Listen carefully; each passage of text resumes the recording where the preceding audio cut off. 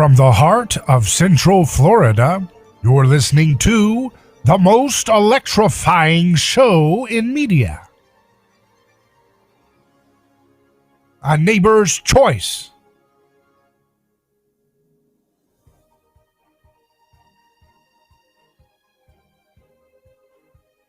And I'm your host, your neighbor, David Granosky. So glad to be with you live again for another journey of learning and growing together by looking at the news, guided by principles, not tribalism and groupthink.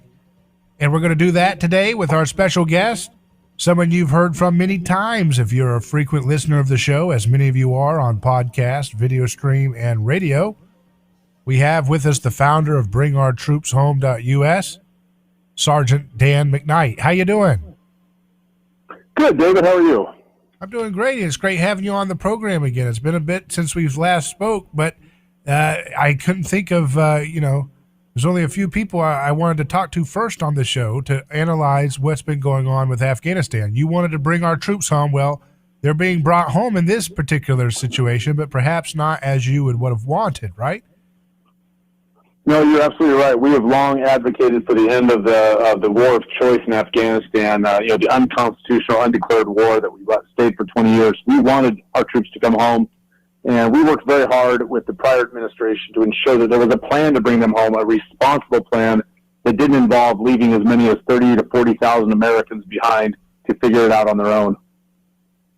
Wow. Yeah. So what could have been done? I mean, let's just start with the basics of how this could have been handled differently in your imagination. You've been to first tell people a little bit about your background in that region and what you did over there, and then let's dive into how this could have been handled differently.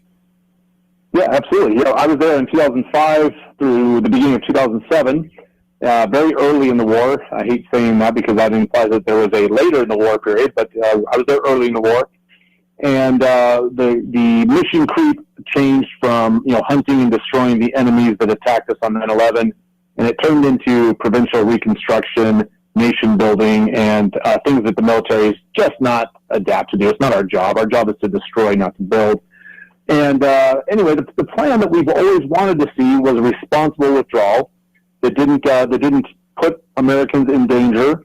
And we don't feel any obligation or sense of duty to ensure that the infrastructure that we created or the money that was spent there in the warfighting effort was protected by any entity, whether it be the puppet government that we tried to stand up or the Taliban government that the people of Afghanistan are welcoming back into their country.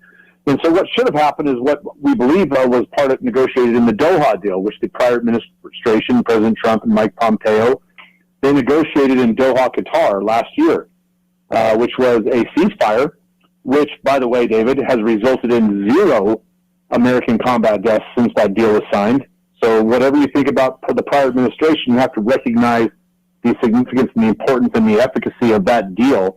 It resulted in 0 American deaths.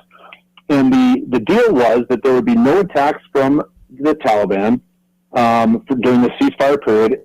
America would leave. Troops, equipment, and personnel would be gone by May 1st of this year.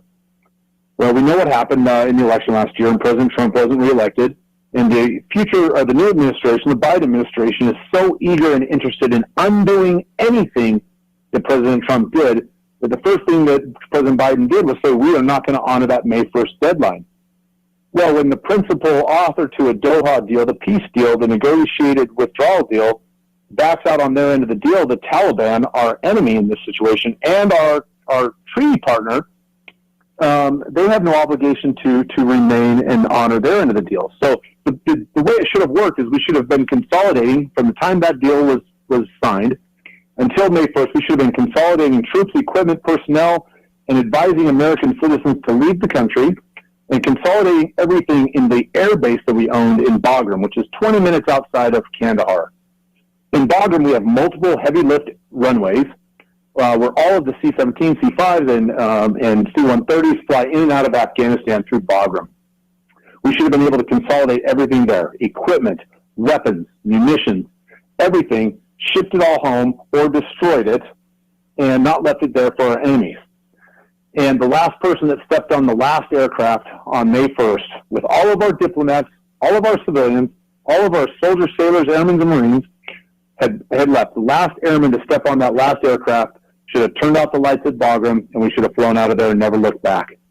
But that didn't happen, right? President Biden, in his infinite wisdom, ignored all intelligence reports, and instead of doing it responsibly, he took all the men and women that could protect everybody else, all the guns, all the war fighters, took them out of the country, leaving diplomats and civilians and equipment behind to be ravaged by the Taliban. And it happened so fast, and it happened exactly how most of us thought it would. When you take those that are buffering the Taliban, when you take those out of the picture, there's nothing to stop them. So when the Joint Chiefs of Staff Chairman General Mark Milley said we had no information that would allow us to believe that the military and the government would collapse in 11 days, what's your response to that? Mark Milley, and for those that know anything about him and know anything about my organization, you know how I feel about him. He is not the leader of men. He is the leader of a woke movement. He's more interested in studying social issues of Marxist socialist design than he is in actually leading a military operation. I will say it right now on your radio show. He is lying if he claims that they did not have intelligence that this would happen. When I was there, we started training the Afghan National Army. We started training the Afghan National Police. We started training Afghans to protect their own country, even though they don't identify by a national recognition. They don't identify as Afghanis. They identify as Pashtun or tribes or things like that. We started training them, and we would send up reports every day from places like Jalalabad and Asadabad and the Korangal Valley and the Pesh River Valley up in northeastern Afghanistan. We'd send reports in daily reporting how many people showed up for training, and we would say 4 or 5 or 6 people showed up, and most of them couldn't count. They couldn't write their own names. Most of them couldn't read. But we would train them in basic tasks, basic soldiering, and things of that nature. And the problem was the 4 or 5 that we would report up to our first line levels at the forward operating base, that number would get inflated to 20 or 50 or 100. And then that number would go up to the next level. And next thing you know, we're hearing reports in our battle update briefs that we were successfully training several hundred Afghanis in a small region in the Korangal, the Pesh River Valley, and we knew it wasn't true. We knew it wasn't true. Mm-hmm. And so this went on and on and on the whole time we were there. And so we started rolling our numbers back. And if we had 5 people show up, we would report 1 had showed up, hoping that by the time it left the base and got up to the next level, the higher brass, the guys with stars and birds on their collars, that those guys wouldn't be inflating the numbers. We know that colonels and generals have been lying about this war from day one because of the reports by the special investigator for Afghan reconstruction, John Sofko, has done an investigation into this on where we went wrong, what are our lessons learned. We've known there's never been a 300,000 Afghan person army. Never. It's never been there. And for Mark Milley to say that they had no intelligence to support what happened, he's a bold-faced liar, and those stars should be ripped off his shoulder, and he should be sent to a military prison tribunal somewhere. The man's evil. He's a liar. Mm. So he's more interested in French postmodernist thinkers like Foucault and stuff right now, right? That's what he's excited about studying. And were they trying to implement French postmodernist thinking, fragility and toxic masculinity and mansplaining? Were they trying to get rid of that in Afghanistan? Is that what they had you over there doing? I'm sure that if I'd have stayed there later than I did, 2007, that was still just a blip on the radar. That's a full-blown every Thursday sergeant's time training now in the military. It seems like studying woke culture instead of studying what the military should be doing, which is war fighting and defending our nation's interests. That wasn't part of my career, but I know exactly how it is right now. I've got friends that are serving right now, and they say they take equity courses on a regular basis in the military now. Wow. So, what's going to happen? Let's just go back to when you're seeing these images and the people trying to get on the plane and people falling off and people not being able to get in and all these things. What were your thoughts? Tell us how you're processing this when you're seeing these visuals, having been over there, having tried to train the Afghan forces and then at the other time saying, hey, it's time to get out. But here it's all happening, and it's what's going through your mind? No, the humanitarian in each of us should be saddened and sickened by what we saw. We saw Afghanistan people that were fearing for their life. These are people that worked with us, that were interpreters, that worked on our bases, even low-level people that were cleaning our latrines and taking out our garbage. They know they're going to be hunted and killed by a Taliban that sees them as traitors to Islam. So my heart goes out to them. Here's the short of it, David. This was going to happen whether we left in 2002 when we should have, whether we left in 2021, or whether we stayed until 2050. This kind of rollback and terror recapture by the Taliban was going to happen no matter what.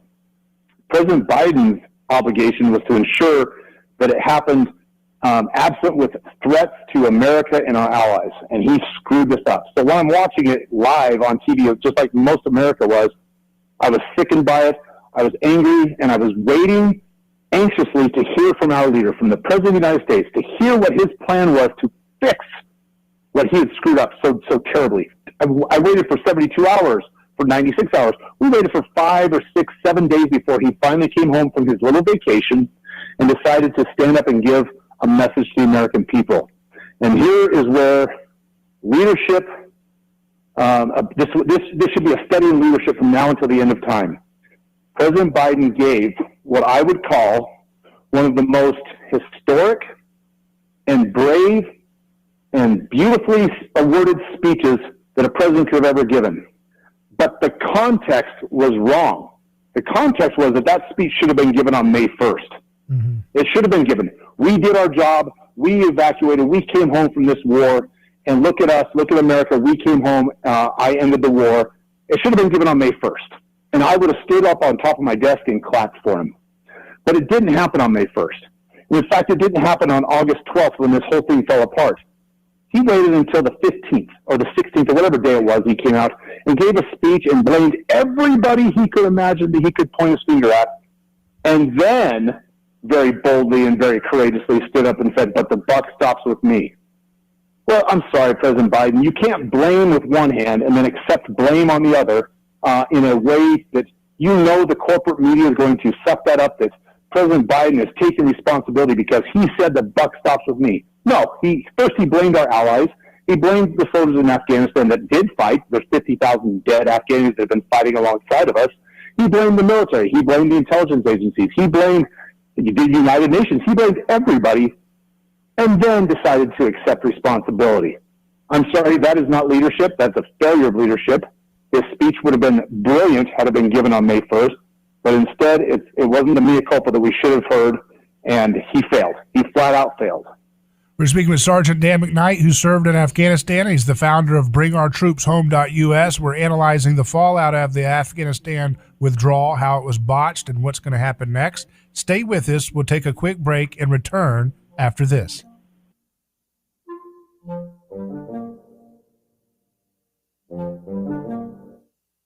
David Gronowski here. Let me tell you about a man named Gabriel. Every day, Gabriel puts on his boots and drives across America to make sure our store shelves stay stocked with the food people count on. See, Gabriel served our country overseas. He knows that America stands for freedom, quality, and caring for others the way we would like to be treated. That's why when Gabriel saw food shelves getting low during the pandemic, he hit the road as a driver with Oakley Transport. In the land of the free, where no one should go hungry, we need heroes like Gabriel to help keep America fed. CDLA driving professionals. Join Oakley Transport today. Keep America fed. Visit oakleytransport.com or call them today at 1-877-8-TANKER. That's 1-877-8-TANKER. Hello, this is David Gronowski with A Neighbor's Choice. I've got a mission for you. I'm a big believer in eating family farm-raised, high-quality, grass-fed beef. That's why I'm a frequent customer of White Oak Pasture, a 6th-generation beautiful farm in southwest Georgia. Support sustainable, delicious meat of the highest quality. Ask for White Oak Pasture's beef at your local grocery here in Florida, or go to whiteoakpastures.com, and first-time customers get 20% off on purchases with our exclusive coupon code NEIGHBOR. A lawsuit is not something that anyone looks forward to. It's a stressful process. There are attorneys in Tampa Bay that keep clients well informed, creating less stress. That law firm is Catania. Personal injury law is defended with full disclosure. There is no guessing game. If it's an auto accident, medical malpractice, nursing home negligence, unsafe working conditions, or motorcycle accidents, the law firm of Catania will handle the process worry-free from start to finish. Many victims don't realize they have a claim for the loss until they talk to Catania. They only represent private individuals and treat every case as if it's going to trial. Putting families first is more than just a slogan. It's their way of practicing law. It's a commitment to you. Remember, they don't get paid if you don't get paid. So go to Catania.com. Over 28 years in practice. Catania, personal injury, auto, and motorcycle accident attorneys. Catania, putting families first. Office Tampa. Not attorney spokeswoman. Are you ready to transform your career? Jess Smith was too. She was stuck on a job that was controlling her life, consuming her free time, and offering little opportunity for growing her pay. Then she found FinTech Mortgage Association, and she never looked back. FinTech Mortgage Association makes home lending simple, and they take care of home buyers like family. Using technology to make everyone's life easier, FinTech Mortgage Association equips each of their loan solutions architects with the tools they need to build a career with a schedule they control, a product they can take pride in, and an earning potential that is life-changing. Unleash your true potential. Join FinTech Mortgage Association. Visit finmay.com. That's FINMAE.com. You're in charge now. NMLS ID 1492187. Equal housing lender.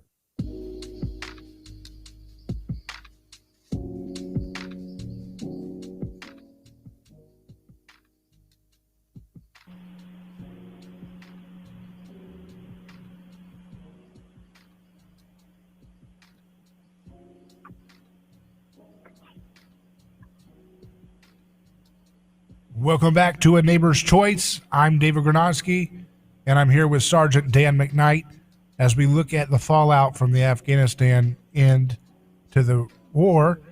So what do we expect out of the Taliban? Or they keep saying they're going to be nice and all this. They're trying to, and the DC elites are saying, yeah, sounds like they're doing what we want them to do or whatever. What's the fallout in Afghanistan and the region? Is China going to be making a lot of deals over there like they've done with countries in Africa and so forth? And will DC learn from this moment, or will they double down with some new regime change conflict project? Look, I think ultimately the lack of accountability is going to be worsened. It's going to worsen this debacle. It's because it's going to be teaching Americans, our friends and our foes, that things that are this completely grossly incompetent are going to happen again. And if Biden doesn't fire Milley and other members of the Intelligence Committee for their performance, then he's actually endorsing what they did. He's endorsing by saying that it's acceptable. And if it's acceptable, then how can the American people possibly trust the NSA, CIA, or the Pentagon? And first of all, the DC elites are going to do nothing, right? No heads are going to roll over this. No one's going to resign. No one's going to be held accountable. And ultimately what's going to happen is we're going to end up sending troops back into Afghanistan, which we've already seen, to secure the Kabul airport instead of the Bagram air base that we already had. We're going to secure a civilian airport, and we're going to evacuate Americans that manage to find their own way to the airport, because, as you've heard today, the government will not ensure or guarantee their safe passage to the airport. So now we're in a position where we have to hope and pray, does that sound familiar? Hope and pray for change in the Taliban, that they will protect American citizens as they come forward and try to work their way to the airport to be evacuated. We have to rely on a barbaric Sharia law organization that has already showed a propensity for violence in the past, that has already started shooting at protesters right now in Afghanistan, who believe in cutting off arms for minor crimes, who believe in stoning people to death for moral sins, who are the most anti-homophobic, or the most homophobic and anti-gay, lesbian, and transgender organization probably in the entire world. And we have to rely on them to show some humanitarianism, some grace, and allow people to leave the country. Ultimately, what could happen is a repeat of the Iran hostage crisis in the Jimmy Carter administration. We could see dozens, hundreds, or even thousands of American contractors, journalists, American allies and friends, interpreters, taken and kidnapped by the Taliban. That's ultimately what we could see. And if that happens, who will ever trust America again? Nobody. No one. And what will end up happening is it will take another strong leader to come in and unfortunately, send the military back in to retrieve our citizens, because we believe in a concept that we leave nobody behind. And I think if that happens and we have to go back in and retrieve our citizens and those that are kidnapped or held as political prisoners or prisoners of war, we're going to see another large-scale war. And my prayer is that at that point, a leader, a president, finally goes to Congress and says, I need a declaration of war from Congress, the only body authorized to do such. I need a declaration of war to go into the Islamic Emirates of Afghanistan, which is now the formal government there, and we are waging war on the Islamic Emirates of Afghanistan to retrieve our citizens, soldiers, and anybody else that's held captive. And we're going to end up fighting a war that will be financed by the Chinese government with weapons that we left behind and equipment that we left behind, including drones and MRAPs and Humvees and helicopters. We'll be fighting our own equipment, but it will be funded by other governments that have an interest in seeing America brought down to our knees. But here's the good news. We're Americans. We're Americans. We are resolute people. We will go back and we will bring our own people home, whether it's Joe Biden's leadership that does it or just sheer strength and power and will of the American people. And what do you think? Is China going to be involved with Afghanistan in a heavy way? Of course they will. We don't know. We'll never know the fullest extent of that. Like, we don't know exactly what they're doing in Africa, but they're looking to expand their footprint all around the world because they have a population base and growth and an economy that can sustain this push, this empire building, this imperialism around the world. And we're going to see it happen quietly, and then we're going to see it'll be in our face before we know it. Well, Sergeant Dan Mcknight, I appreciate you coming on the program, and I enjoyed hearing your thoughts on this big moment. Hopefully this can be an opportunity for the American public to keep voting out everybody who is a part of this war machine that never ends and never seems to succeed anymore. Absolutely. It's important that we hold these people accountable. Well, very good. Go to bringourtroopshome.us to check out what Sergeant Dan Mcknight and others are doing in his organization. They've got many different tools that they have in their arsenal to keep the pressure on reforming our foreign policies, something that's more realistic and ethical. Thanks for joining us. You bet, David. Thank you. We'll take a quick break, and we'll return with more. We'll hear from Jeff Deist and Dr. Yu and many others, and as we continue live on A Neighbor's Choice.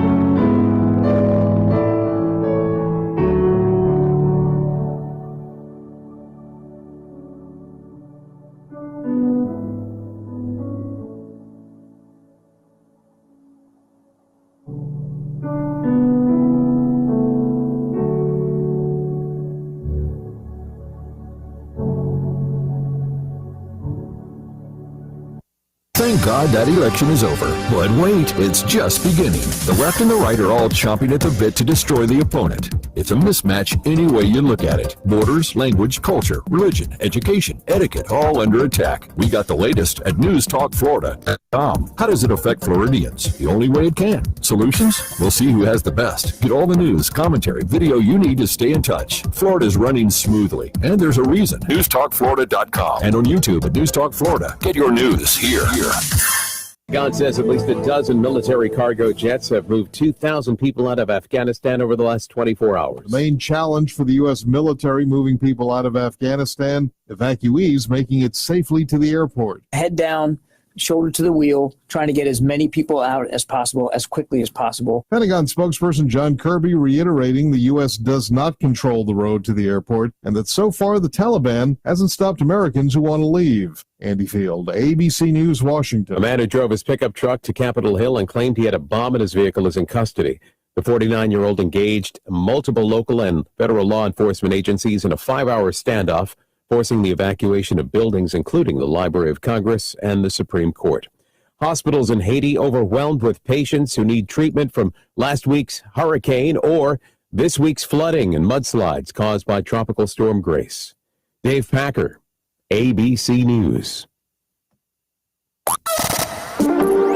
News Talk 1040 Tampa Bay weather forecast. Weather brought to you by the Insulation Plus of Tampa. Call Insulation Plus of Tampa at 813-951-4374 and save money today. We'll keep an eye out to the east for a 15% late afternoon thunder showers. The heat advisory continues. The high today 95. The feels like to 110. 25% tonight, a low 79. 55% Friday afternoon storms at 90. Here at News Talk 1040 WHBO.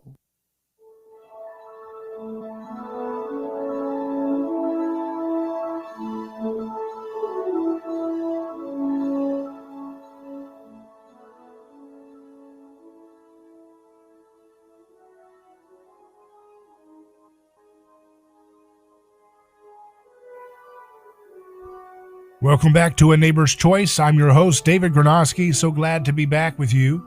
And we are live as we look at the news. And there's a lot of stories to get to. Looking at some of the stories, I see Human Events says, breaking, White House walks back Biden's statement about defending Taiwan. They say he misspoke. Senior Biden administration officials said Thursday that American policy on Taiwan has not changed, despite Joe Biden appearing to suggest the United States would defend the island if it were attacked. And that comes in the context of, China basically telling, Taiwan and, America's not going to have your back. You've got nothing to worry about. Just learn the lesson. You've got nothing to look forward to in that regard in terms of helping your interests. Look at the lessons of Afghanistan, they said. So, that seems to be in keeping with Biden's subservience on, not wanting to irritate China. He's very, very kind and submissive to them in a lot of ways.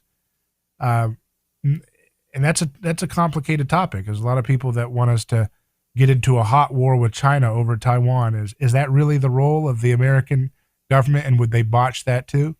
Perhaps there's something else we need to look into as a solution for that issue. Another story from trendingpolitics.com. Biden is not sleeping well, says he wants to go home to Delaware to sleep. And he's not doing well. He wants to go back home. So this comes as a lot of stories come out saying that Kamala Harris and Biden are really at each other.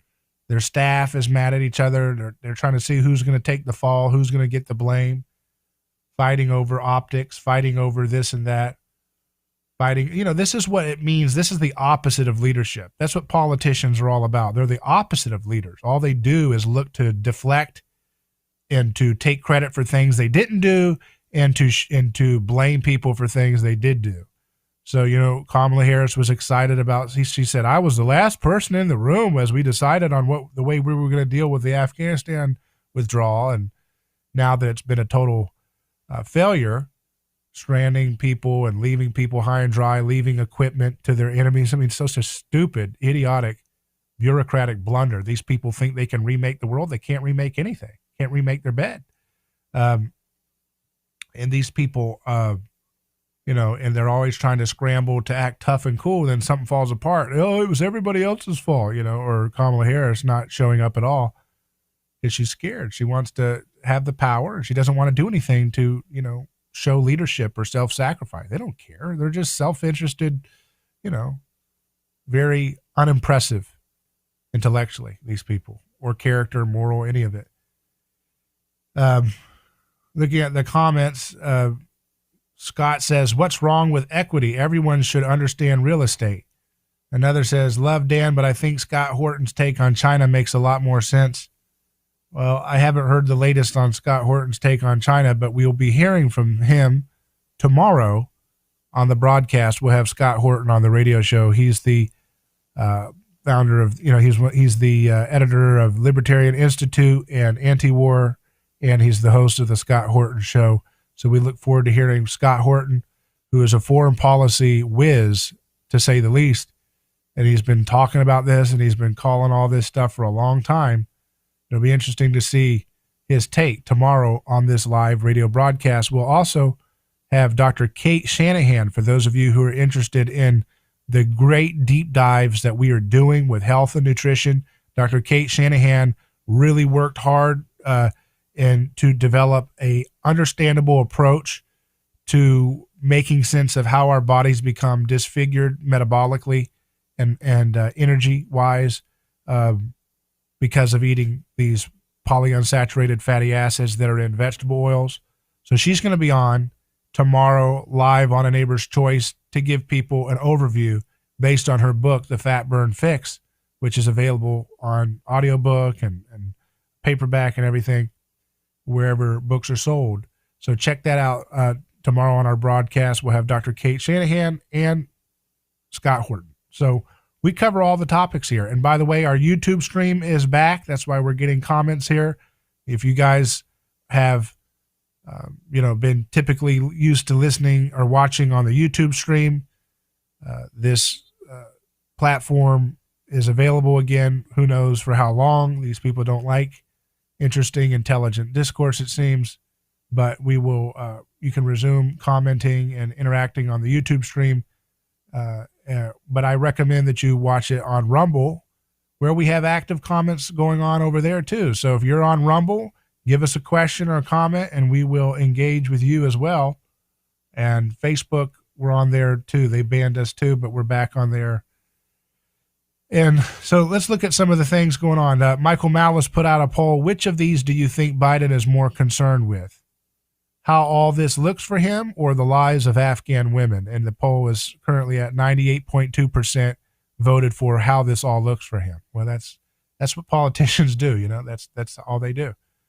Jesse Kelly, he's a commentator. He says, pro tip, absolutely nothing can save this country unless the anti-American education system is burned to the ground and rebuilt as something different. Everything else is rearranging the deck chairs on the Titanic. And I agree with the comments that we have. Our commenter said, no rebuilding needed. It's the system both sides love to hate. How to fix it is another story, someone else says.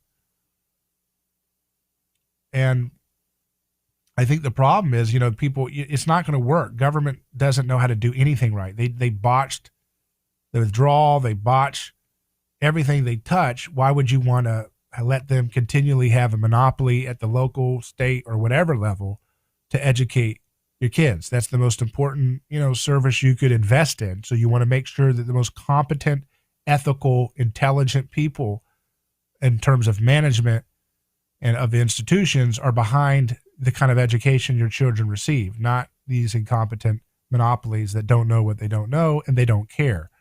Edward Snowden quotes something from WikiLeaks. Julian Assange, speaking in 2011, says, the goal is to use Afghanistan to wash money out of the tax bases of the U.S. and Europe through Afghanistan and back into the hands of a transnational security elite. The goal is an endless war, not a successful war.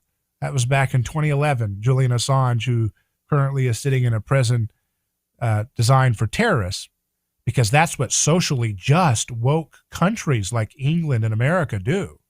They put journalists in prison designed for terrorists to destroy them for speaking out. That's what a really socially woke people do. Yeah, these wonderful love trumps hate.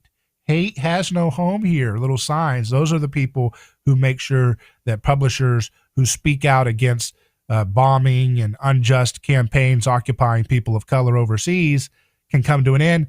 People who speak out against that, they get destroyed totally. So they're totally fake in D.C., and so is the government education curriculum that they want you to think is socially just. They couldn't care less. They couldn't care less. All the social justice stuff is all just a window dressing thing by fascists who want to use your concern and play on your concern for victims and then manipulate it and twist it. They don't have any real concern for victims. The people who create this McWoke garbage ideology. it's a total ruse by the powerful to break apart people into groups, to get each other to hate each other, and to say, hey, I'm the most victimized. No, I'm the most victimized. And then you never get anything done, because all you do is fight tribally over which group is the most victimized. Is it this gender? Is it this race? Is it that group? Is it this thing? And that's all people do all day when you get into tribalism. And that's how they pick people apart and destroy it.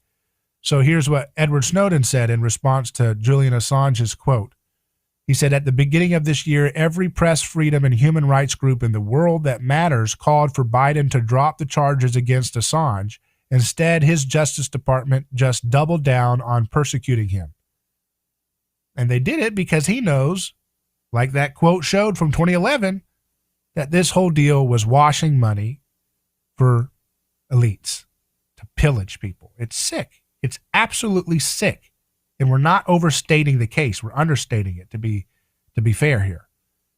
You know, this is a ridiculous scam that's been perpetrated on the American people. And a lot of Republicans like, oh, I'm tough. I think we should stay there another 20,000 years. It's just silly little chicken hawk nonsense. You always had that from the hacks that run the Republican establishment. They've always been part of the problem every step of the way. Here's a story. Let's turn to some of the other issues going on around the country. There's a story in the newamerican.com. It says Illinois implements vaccine passports and mandates. So Illinois has adopted draconian vaccine passports and mandate policies, opening the door to increasingly tyrannical proposals. On August 11th, the Illinois Department of Public Health announced that it has created a portal called Vax Verify that will allow individuals to easily show their vaccination status to businesses and other entities. Although officials did not label the Vax Verify system as a vaccine passport, in reality, it is essentially identical to the other vaccine passport apps used in other states such as California, New Jersey, and New York. Furthermore, this portal gives businesses, government entities, and other institutions the ability to deny services to unvaccinated individuals. The director of the program confirmed the portal's intent is to enable vaccine passports. He stated, as more businesses, events, organizations, and others require proof of vaccination, Illinois residents will be able to confirm using Vax Verify that they have been vaccinated for COVID-19. Additionally, Illinois local officials have previously and publicly discussed implementing Vax passes that are nearly identical to the current Vax Verify system. This system is a first and necessary step toward more extreme actions. So already multiple Illinois businesses have mandated that customers have the vaccine in order to do business with them. Certain portions of the Illinois State Fair requiring individuals to be vaccinated. Illinois and Chicago officials are working on an even broader vaccine passport system. So, they just want to make it so draconian. They want to control every aspect, and it's not just going to be the first thing. They've already come out and started, challenging the idea that the first shots are going to be enough. They're already saying you're going to need more now, right? You're going to need these boosters, and I've said that all along. They're going to be pushing you to have these products as often as they possibly can, and guess what? If you're not up to date with whatever products they demand you to take that have legal liability, you've got to gamble and put those products and put your skin in the game, but the companies behind them don't have to put a dime of their skin in the game into the mix. They just reap all the profits. Well, guess what? You won't be able to get in, because once you have these passports, people are going to be like, I was faithful. I did everything. I wore double mask. I wore triple mask. I stayed away from the sunshine. I stayed in the house all day where the virus transmits faster indoors rather than outdoors. I did everything that the stupid government officials told me to do. And you still won't let me in the restaurant? Yes, because you didn't get your booster that was due this week. Uh-oh. See ya. Bye-bye. So that's how, people who are sheep, they just don't understand that submitting and submitting to people who do not ever stop once you give them an opening doesn't end well for anybody. It doesn't make them safe. It doesn't make them off the radar from the bullies. No, the bullies will say, oh, I took your lunch money. I'm going to take it every day, and then I'm going to smear your face in your own food.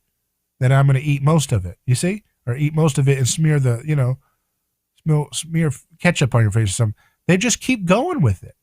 And these fools don't understand that hiding like a herd and submitting to everything they tell you to do is not how civilized people deal with bullies. You don't do it that way. You've got to stop them and give them boundaries. That's the whole deal. You've got to. And so that's one of the things that we have to be aware of. This is a story in the New York Times. Israel, once the model for beating COVID, faces new surges of infections. One of the most vaccinated societies, Israel now has one of the highest infection rates in the world, raising questions about the vaccine's efficacy. That's the New York Times. Isabel Kirshner. Israel offered the world a hopeful glimpse of the way out of the pandemic. No longer. A fourth wave of infections is rapidly approaching the levels of Israel's worst days of the pandemic last winter. The daily rate of confirmed new virus cases has more than doubled in the last 2 weeks, making Israel a hotspot on the international charts. Why is it a hotspot? So think about it, these fools, these clowns in Illinois and New York and LA and everywhere else they can get away with it. They want to make it so that you have to get these products, right, in order to get in to buy or sell or go to grocery stores or do anything eventually. They'll push it to groceries. They'll do something. I know they're going to keep pushing it. They never stop. They're just like sociopaths. They don't know any boundaries. They just gobble, gobble, gobble, gobble up. They're just vicious, nasty, and they don't care about you as a human being. They see you as something that they can own and possess, like property. And there's a lot of people that are just low info people that are voting for this stupid stuff, and they don't know anything about what they're doing. And so you've got this situation where, they're going to continually push that you have to get these products that now their own regime media is coming out and saying, these original products, this new variants and stuff, it ain't doing so well. Look at the New York Times. When you read something in the New York Times, you're reading the official Pravda regime outlet. They're pushing for the wars. They push for buying a house that you can't afford. They push for the speech codes. They push for taking your ability to have self-defense away. They do everything the regime wants. So when they had to say it, that their lie can't hold anymore. Their big lies are falling apart again. Another day, another reality check. A fourth wave of infections is rapidly approaching. They're a rising hotspot. Restrictions on gatherings and commercial and entertainment venues were reinstated this week, and the government is considering a new lockdown. I believe we are at war. Their commissioner of the coronavirus, Professor Salman Zarqa, told a parliamentary committee on Wednesday. Scientists are still assessing how Israel's pandemic response plunged from shining example to cautionary tale, and the stunning reversal has provided a crucial test for Israel's new prime minister, who staked a claim for leadership partly on the strength of his manifesto, How to Beat a Pandemic. But some experts fear that Israel's high rate of infections among early vaccine recipients may indicate a waning of the vaccine's protection over time, a finding that contributed to the U.S. decision Wednesday to begin offering booster shots to Americans starting next month. The vaccine may be less effective at preventing infection with the highly contagious Delta variant, now the primary version of the virus in Israel. So why are you mandating products that their own official state media are telling us are getting run through by this thing? They're run through by these variants. These products were designed for the original outbreak that came that came out of the lab that Dr. Fauci was funding to do that kind of research. So that one doesn't really exist anymore. So that those products are like outdated. But when people try to raise this attention that these products, their new variants could be able to arise, they censor you. Just like they might censor me on these platforms, some of these platforms that we're on that are more owned by Big Pharma, because I can't even read their own state media outlets like the New York Times without them trying to censor any discussion. You cannot dissent from our sponsors' products. That's what the fascists say. And so you're supposed to go along with it. Are you going to go along with it forever? You're going to take your endless boosters, they could do anything they want. It's not just boosters. Wait till you see the whole panoply of products that they can provide by force once you start giving them the precedent that you're cattle and you're willing to take whatever they want to put in your body because you have no agency in that kind of paradigm. Back in just a moment, live on A Neighbor's Choice. Call in at 727-587-1040. 727-587-1040.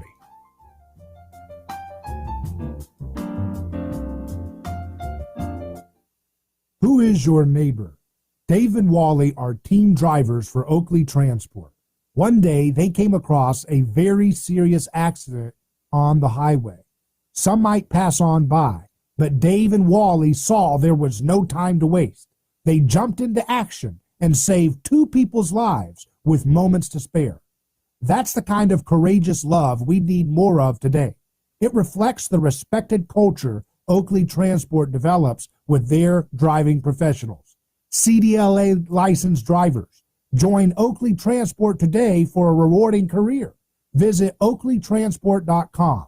That's oakleytransport.com. Hello, this is David Gronowski with A Neighbor's Choice. I've got a mission for you. I'm a big believer in eating family farm-raised, high-quality grass-fed beef. That's why I'm a frequent customer of White Oak Pasture, a 6th-generation beautiful farm in southwest Georgia. Support sustainable, delicious meat of the highest quality. Ask for White Oak Pasture's beef at your local grocery here in Florida. Or go to whiteoakpastures.com and first-time customers get 20% off on purchases with our exclusive coupon code NEIGHBOR. Are you ready to transform your career? Jess Smith was too. She was stuck in a job that was controlling her life, consuming her free time, and offering little opportunity for growing her pay. Then she found FinTech Mortgage Association, and she never looked back. FinTech Mortgage Association makes home lending simple, and they take care of home buyers like family. Using technology to make everyone's life easier, FinTech Mortgage Association equips each of their loan solutions architects with the tools they need to build a career with a schedule they control, a product they can take pride in, and an earning potential that is life-changing. Unleash your true potential. Join FinTech Mortgage Association. Visit finmay.com. That's FINMAE.com.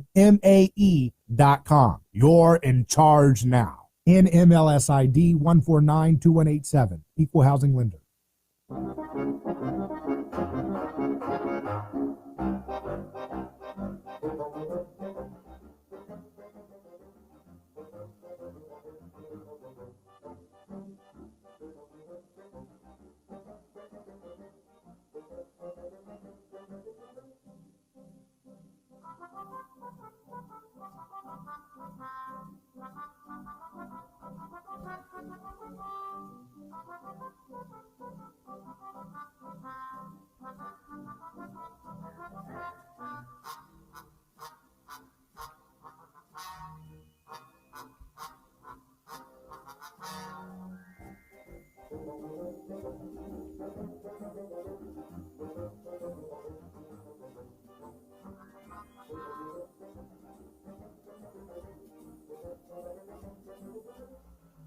Welcome back to A Neighbor's Choice. I'm David Gronowski, your host. We are live on radio, FM, AM podcast, video stream, and our website, aneighborschoice.com. We're back on YouTube. I've told you all you need to go to Rumble if you want a reliable video streaming experience with our product, because this product is not a reliable place to video stream if you are an intelligent source of scientific discussion and medical information, and you're guided by facts, not feelings and corporatist profits. So that's what we're at here with this situation. So when we look at the fallout here, I want to go back to this story in the New York Times. It says the vaccine may be less effective at preventing infection with the highly contagious Delta variant, now the primary version of the virus. And the first cohort to be vaccinated was an older group whose immune systems may have been weaker to begin with. So they're doing their job to do apologetics on behalf of their clients and Big Pharma. By June, Israelis, convinced the worst was over, had abandoned social distancing and other precautions. Everyone went about the business of trying to put the memory of a very difficult year and a half behind them. At that point, the paradigm for many was that Israel is the most vaccinated country in the world, that vaccinated people rarely become infected, that even more rarely do they become severely ill, and that basically, with very few precautions in place, the population was very close to herd immunity. All things considered, that was not a mistake. It was that what was true for the original version of the virus did not necessarily hold true for future variants, coupled with waning immunity. But if you see, this is the problem. If they didn't silence all these media companies and these social media cartels, if they did not silence the scientists that we've mentioned, they've been warning about the variant escapes and antibody-dependent escape. They've been warning about these types of phenomena for a long time before the products were even rolled out. But they were censored, and they are still censored. And then the problem happens, and people, these liars and these garbage fascist media outlets like the New York Times, they just, we don't know, we had no idea. You see how they spin that story in Israel? They were right according to all the data we had. No, it wasn't the only data. You censored and actively stamped out and censored and book burned any data in science that challenged that narrative.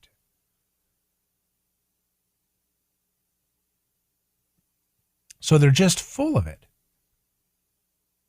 And you shouldn't be getting your medical advice from people who are consistently full of it on everything that matters.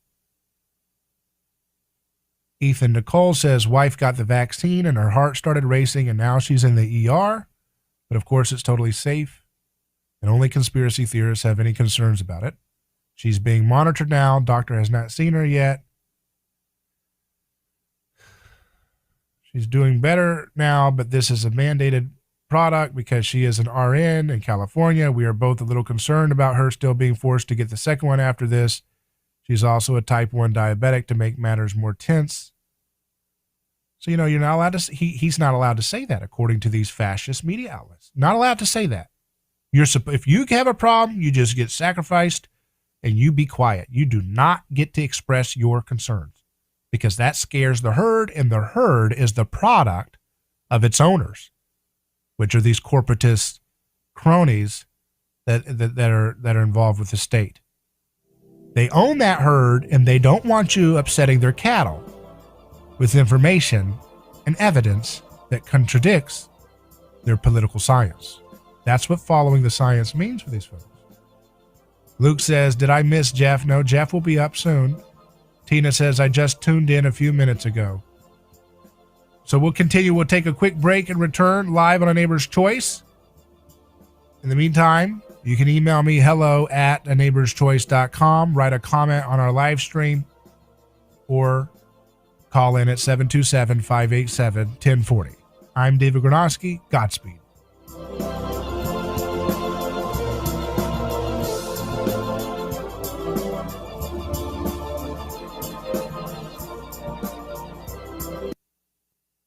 Your home for news, talk, and information. 1040 WHBO Pinellas Park. Tampa Bay's all new News Talk 1040. It's the only way I get news. From ABC News, I'm Dave Packer. Chaos continues outside Kabul's airport as Afghans desperately try to escape their homeland after the Taliban takeover. ABC senior foreign correspondent Ian Pannell is there. Unfortunately, those terrible scenes of people desperate in fear, trying to get out the country, the anguish, the agony down at the airport are just continuing into another day. On the American side, inside the airport itself, it's orderly, it's calm. They're getting people out. The U.S. military, the Air Force, doing an incredible, heroic job there, running these mercy flights out of the country. But desperation from Afghan nationals who served as English interpreters in Afghanistan. They are not on those planes and are fearing for their lives. A recording from human rights attorney Kim Motley of one of her clients begging the United States to rescue them. Why are you leaving us behind? I don't want to be killed by the Taliban. They're gonna get us off if they find my location. Please help. A man who claimed he had explosives in his pickup truck near the U.S. Capitol is now in custody. ABC Chief Justice Correspondent Pierre Thomas has more. He kept saying, apparently, according to my source and the video that the source confirmed to me, that he didn't want to hurt anybody. But at the same time, it was a situation where he had all these materials. So it was a situation where classic Washington style, they cannot afford to take anything not seriously. Several government buildings, including the Supreme Court and Library of Congress, evacuated.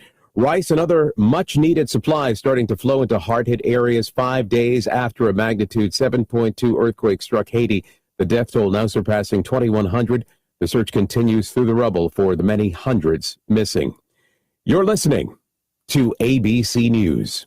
Let's see, if something costs less, but people are happier with it, that sounds like something to look into, and that's MediShare. Maybe you've heard switching to MediShare to pay for healthcare can save the typical family $500 a month, and that's huge. But it's also true that people are way more satisfied after making the switch, too. The customer satisfaction rate for MediShare is double that of the typical health insurance plan.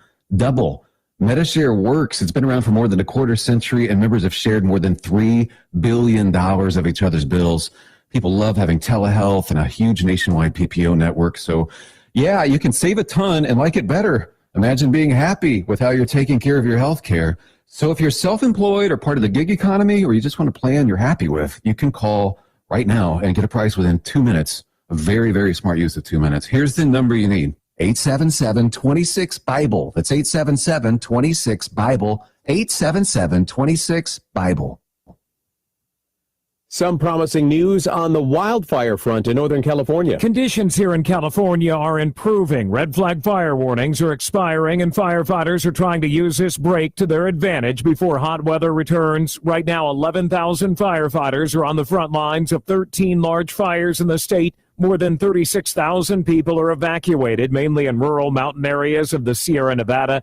The Dixie Fire is the second largest in California history. ABC's Alex Stone. Another Texas school district makes face masks part of its dress code. In Texas City, southeast of Houston, school superintendent Dr. Melissa Duarte says she fully understands some parents' opposition to face masks at school, but we also have a responsibility as a district to take care of our children when they are in our care. And so a mask is now required by the district dress code.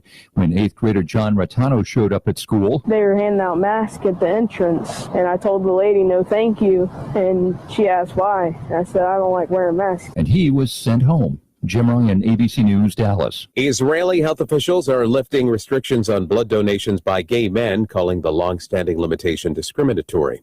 Earlier this year, the UK eased restrictions on blood donations from gay and bisexual men.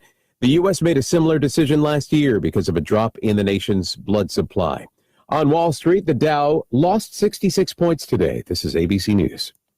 Legends of Nashville, brought to you by O'Reilly Auto Parts. Nashville legend herself, Trisha Yearwood, wants to get another icon on her Food Network show, Linda Ronstadt. It is going to happen. I'm going to get her in my house, in my kitchen. I'm going to cook for her. Like, to say she's my friend, it's really weird, but it's so wonderful. Legends of Nashville, presented by O'Reilly Auto Parts. Think O'Reilly Auto Parts for all of your car care needs. Get guaranteed low prices and excellent customer service at O'Reilly Auto Parts. Better parts, better prices, every day. Dave Packer, ABC News. News Talk 1040, Tampa Bay weather forecast. Weather brought to you by the Insulation Plus of Tampa. Call Insulation Plus of Tampa at 813-951-4374 and save money today. We'll keep an eye out to the east for a 15% late afternoon thunder showers. The heat advisory continues. The high today, 95. The feels like to 110. 25% tonight, a low 79. 55% Friday afternoon storms at 90. Here at News Talk 1040 WHBO. This portion of the upcoming amazing broadcast is brought to you by the law firm of Catania & Catania, award-winning personal injury, auto, and motorcycle accident attorneys, serving Tampa Bay families for over 28 years.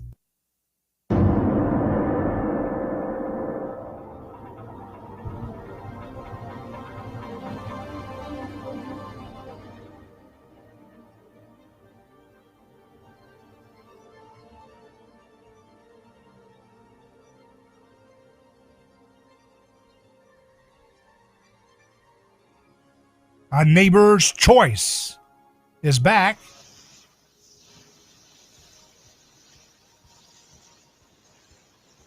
And I'm your host, David Granovsky, as we are live on radio. Now it's time for our Science and You segment. So we'll be joined by Dr. Yu, our Chief Science Advisor and Physicist. How's it going, Dr. Yu? Got some kind of connection issue, so maybe you can hang up and try to call him again and see if we can get him better on a better line there.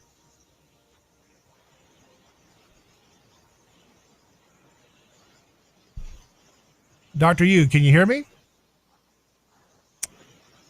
I cannot hear Dr. Yu, so let's hang up and get him back on the line with a good, strong signal. Thank you. Nuclear fusion breakthrough could unlock energy source. This is a story on yahoo.com. As we are one step closer to harnessing the power of nuclear fusion, we very may well be. Scientists at the National Ignition Facility, NIAF, operated by Lawrence Livermore National Laboratory, have had a nuclear fusion breakthrough. For years, scientists have struggled to achieve successful fusion ignition. That is, a state wherein more process creates more energy than went into creating it. But the results of a recent test has made a huge difference. Although 100% fusion ignition was not achieved, meaning that outcome wasn't more total energy, this was the closest outing to date. According to science, a single laser shot sparked a fusion explosion from a peppercorn-sized fuel capsule that produced 8 times more energy than the facility had ever achieved. Roughly the kinetic energy of a car traveling at 160 kilometers per hour. That was also 70% of the energy of the laser pulse that triggered it. That 70% figure is even more impressive when considering that in previous 3% ignition was the closest scientists came. So, Dr. Yu, do we have you back? Okay, I don't think so. So I don't hear Dr. Yu. So we'll figure out what's going on and see if we can have him back on the show. And so let's continue with this story. Fusion, which powers stars, force small atomic nuclei to meld together into larger ones, releasing large amounts of energy. Extremely hard to achieve on Earth because of the heat and pressure required to join the nuclei. Fusion continues to attract scientific and commercial interest because it promises copious energy with little environmental impact. In layman terms, solving the nuclear fusion equation could ideally allow for the creation of clean energy. As energy demands increase and environmental concerns grow, a solution is certainly necessary, although whether it lies in nuclear fusion is still unknown. As Engadget points out, there's also a large gap between achieving ignition and making a practical fusion power system. Additionally, the main project is to help ensure the safety and reliability of America's nuclear weapons stockpile. Of course, that's always the priority of anything going on in government, is just to build military industrial products. Dr. Yu, do we have you back? Can you hear me? Yes, David? Now we can. Thank God. We got you. Wow, the modern technology we have. So we were talking about this nuclear fusion story. What is there any breakthrough here that you would like to comment on, or anything you'd like to respond to this story? Oh, yes. I just want to mention about it. So this time they use a laser, high energy laser, as a trigger to shoot a peppercorn-sized fuel capsule trigger explosion. So this is use a high energy laser trigger explosion. And the breakthrough is the energy gain. They use this method is 8 times more energy than previous method. So that's what they think about. Oh, okay. So we are one step closer to fusion technology. However, this article mentioned about it. The energy we spend for trigger this fusion reaction still more than energy generated from the fusion. So it's only about 7. So we use 100% laser energy but only generate about 70% of energy. So that means it's still not quite reached to self-sustained fusion reaction yet. But the breakthrough is now the new method can create 8 times more energy than before. So that's what it is. However, this is still a long way for practical use anyway. So is this using the traditional hot thermonuclear fusion, or are they using a different modified version of this formula? That's a good question. They still use a traditional, hot, high energy, high temperature, try to create a fusion reaction. Try to fuse them together, use high temperature and pressure. You know what? And based on my study, and this method will not work. Will not be able to materialize the true fusion reaction. So they have to change the direction. Otherwise, they are forever use high energy, high temperature, and forever create less energy than the input. So it's not going to be successful. So you don't think they'll ever put more? They'll ever get more energy than what they're putting in the current model today? That's correct. That's correct. Based on the current model, they try to fuse, say, hydrogen atoms together, to fuse them together to generate more energy. So how to fuse them together? To use high temperature, say, like millions of degrees, temperature, and try to use laser beam to generate that kind of energy. This method will never work. That's my prediction.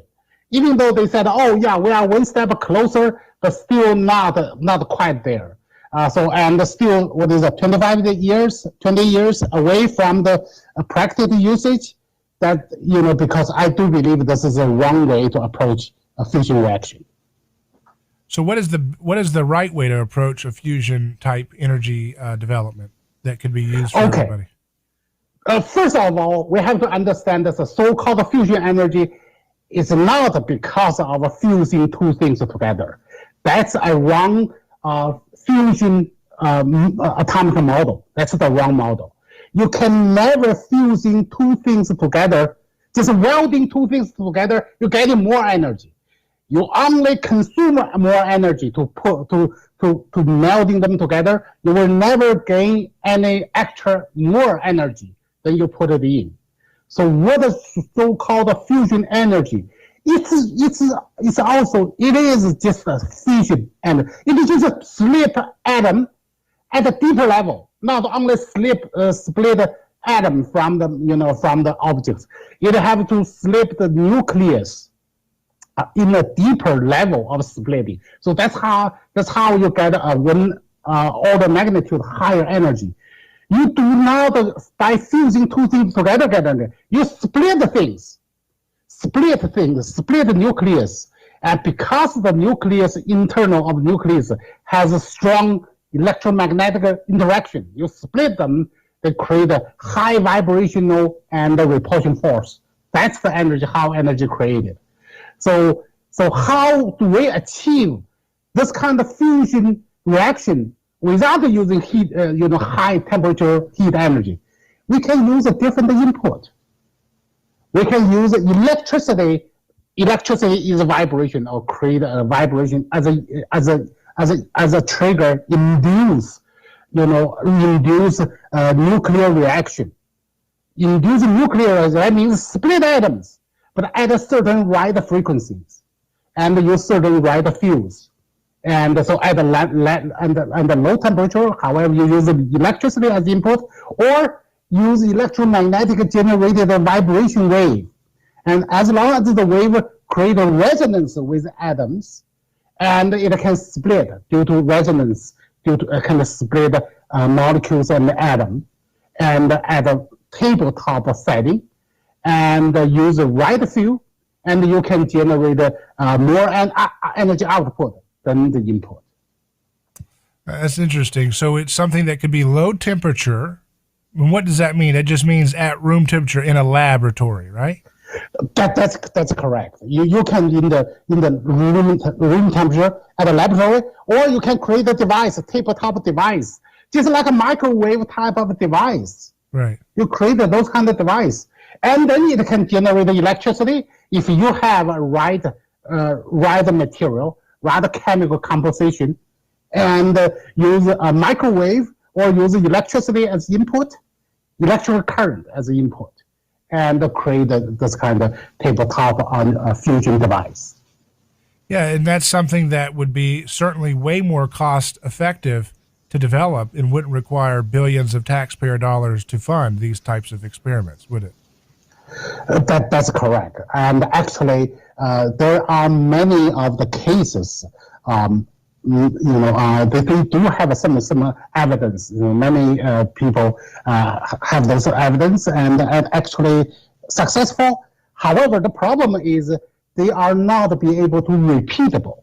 So that means that there are some scientific, principle, science was not applied right because of the confusion with the fusion concept from atomic, fusion model. So so that's why we need a right theory and to guiding us. And I do believe we can achieve this kind of fusion energy level, and without go through the high temperature environment. We're speaking with Dr. Yu, our physicist friend, on the Science in You segment we do every Thursday at this time. You're listening to A Neighbor's Choice. I'm your host, David Granosky. We're going to take a quick break, but when we return, we're going to dive into more headlines in the world of hard science in the field of physics and chemistry and other topics in that vein. Back in just a moment.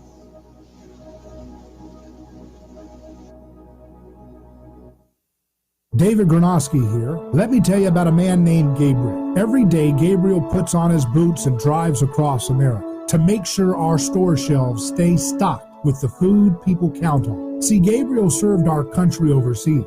He knows that America stands for freedom, quality, and caring for others the way we would like to be treated. That's why when Gabriel saw food shelves getting low during the pandemic, he hit the road as a driver with Oakley Transport. In the land of the free, where no one should go hungry, we need heroes like Gabriel to help keep America fed. CDLA driving professionals. Join Oakley Transport today. Keep America fed. Visit oakleytransport.com or call them today at 1-877-8-TANKER. That's 1-877-8-TANKER. Hello, this is David Granosky with A Neighbor's Choice. I've got a mission for you. I'm a big believer in eating family farm-raised, high-quality grass-fed beef. That's why I'm a frequent customer of White Oak Pasture, a sixth-generation beautiful farm in southwest Georgia. Support sustainable, delicious meat of the highest quality. Ask for White Oak Pasture's beef at your local grocery here in Florida, or go to whiteoakpastures.com, and first-time customers get 20% off on purchases with our exclusive coupon code NEIGHBOR.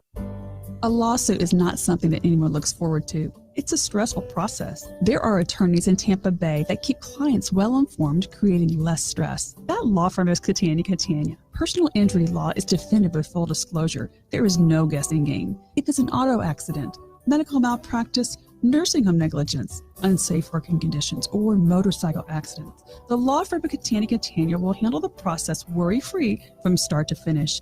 Many victims don't realize they have a claim for the loss until they talk to Catania. They only represent private individuals and treat every case as if it's going to trial. Putting families first is more than just a slogan. It's their way of practicing law. It's a commitment to you. Remember, they don't get paid if you don't get paid. So go to Catania.com. Over 28 years in practice. Catania, personal injury, auto, and motorcycle accident attorneys. Catania, putting families first. Office Tampa. Not attorney spokeswoman.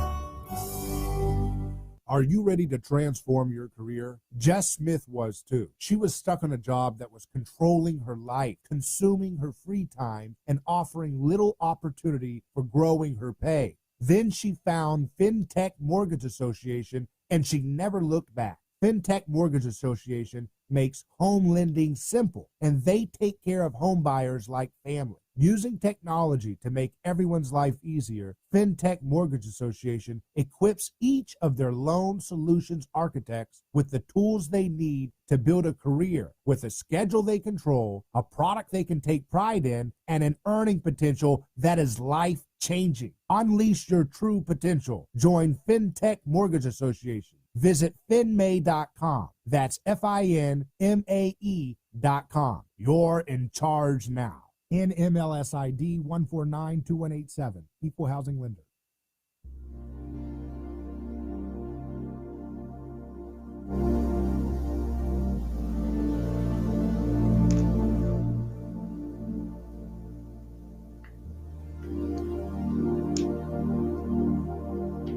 Welcome back to A Neighbor's Choice. You're listening to our Science and You segment that we do on physics and different topics in the hard sciences in the news. And we're joined by physicist Dr. Yu. So I want to go to this story here and see if there's anything we might learn from this. It's in the Neolithic stone reveals ancient magnetism secret. It says there was a new study published in the Journal of Proceedings of the National Academy of Sciences that shows magnetism can help us study the past.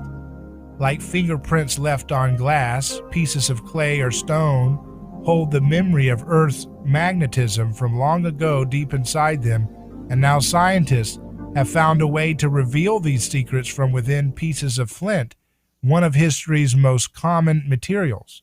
This includes the oldest magnetic intensity data from the Levantine region to date. And so it says our oldest specimens suggest field strengths about 2/3 of our present field. Then the field gained strength until about 3,000 years ago when it was about 2 times today's field. Since then, it has decreased on a roller coaster ride to today's field. This roller coaster ride is known by scientists as the Levantine Iron Age anomaly. Studying such magnetic events may even help us in our own crusade against climate change. That's not mine. Okay. That's their crusade. It's not mine. While the study of ancient magnetism may be a household name like carbon dating, this technique is far from new. And so their article is talking about how, this studying magnetism can help us understand how, our world has changed, how our planet has changed, and how different conditions in our, Earth's magnetic field have kind of happened. It says, with the door now opening to use flint worldwide as a record of ancient magnetism, some next steps for this research will be to build a more robust idea of how magnetism changed in other regions around the world. In the Middle East, we have a very good idea of what the field did in the past, and they're going to continue to look at other regions. Any thoughts on this story? Oh, yes. Actually, this is pointing to, the practical application of magnetism. What did the magnetism do? It's a recording device. It's a memory, all the memory chips, all the human memories, all the, geological. So basically, every cell is a magnetic object. So magnet has a recording, can record the history. So that's how human has memory. Where comes the memory? It's based on the electromagnetic structure of the brain. The cells have the electromagnetic properties, have the structures. So that's how we're recording the history. And there's an article talking about based on the magnetic pattern, and we're searching the different magnetic pattern. We can see the history, of the Earth, and we also use that one to discover, to study the history of the moon. We find out why moon's magnetic field is so minimum, is less than previous in the history in the past, based on the rock we bring back from the Apollo program, because magnetism is just like a storage of memory. It can tell you what happens throughout the history, and which is the same thing as a human has a memory of the before happened in their previous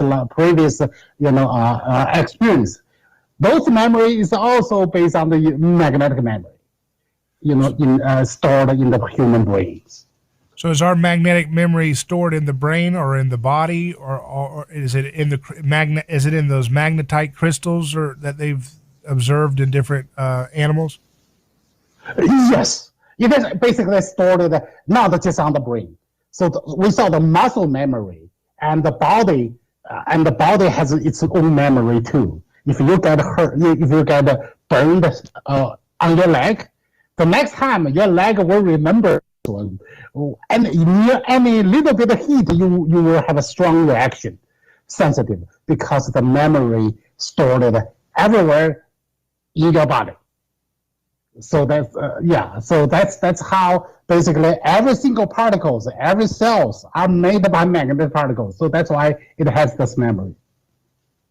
So how is there some things that we could do to unlock further research that would be of interest to people, or technologies that we could develop having this understanding of magnetism as the key to memory?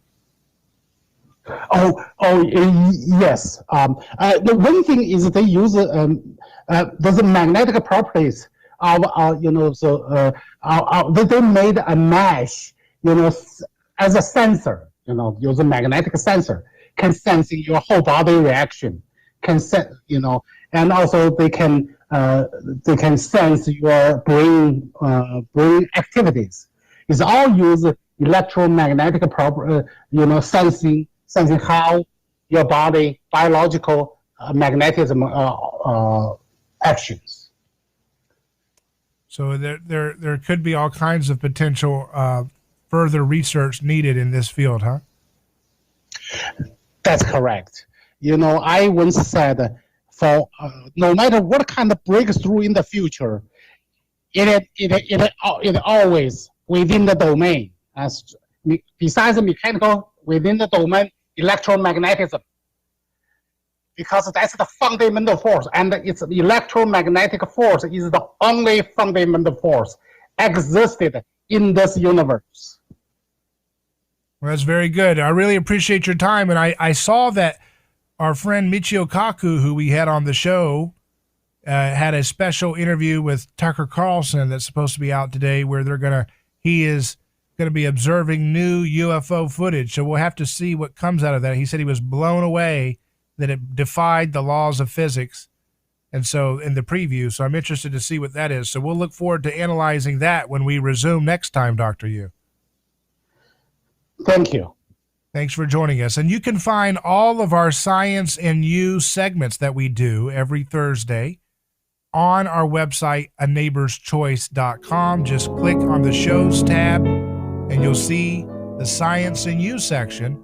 And when you go there, you'll see all the episodes broken down by topics and all the different keywords and things like that, learning about magnetism, learning about how to create new energy that's too cheap to meter, decentralized energy, all kinds of ideas that we can learn together. That's what we have to do. It's time to think and be smart and stop with the nonsense, folks. That's why we do this segment, to give you inspiration. We'll take a quick break and speak with Jeff Deist of the Mises Institute after this short break.